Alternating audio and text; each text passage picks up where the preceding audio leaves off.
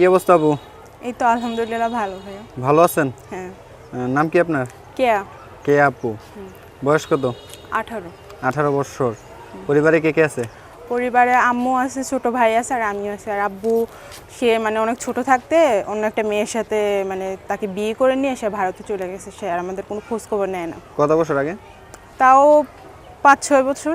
5-6 বছর আগে। তো বর্তমানে আপনার পরিবার কিভাবে চলতেছে? পরিবার অনেক অভাবে কষ্ট চলতেছে ভাইয়া। মা মানুষের বাসায় কাম করে, আমি বাসায় থাকি। আম্মুটারও বয়স হয়েছে, আম্মু অসুস্থ। তো ঠিকমতো সংসারটা অনেক মানে চলতেছে না, অনেক অভাবে কষ্ট পড়ে অনেক আশা নিয়ে প্রতিবেদনের সামনে আসছি। বুঝতে পারছি। তো এখন প্রতিবেদনে কি চাচ্ছেন আপনি? চাচ্ছি ভালো একটা মনের মানুষ যে আমার দায়িত্ব নিবে, আমাকে আমার পাশে থাকবে, কখনো আমার হাত ছাড়বে না, সুখে দুঃখে সবসময় আমার পাশে থাকবে। সুখে দুঃখে আপনার পাশে থাকবে। তো কি দেশের ছেলে চাই না প্রবাসী ছেলে চাই? যেইখানেই হোক ভাইয়া, কপালে যেইখানে আছে সেইখানেই তো যাইতে হবে।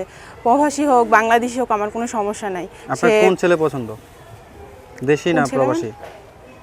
এখন পছন্দ দুনো জায়গায়, যেখানে কপালে থাকবে। আমার এটা পছন্দ দিয়ে কথা না ভাইয়া, কপালে যেখানে থাকবে সেইখানেই যাইতে হবে, সমস্যা নাই। আমার যেইখানে আল্লাহ রিজিক লেখছে ওইখানেই আমার আল্লাহ পাঠাইবে। আর প্রবাসী হোক বাংলাদেশি হোক তাতে আমার কোনো সমস্যা নেই।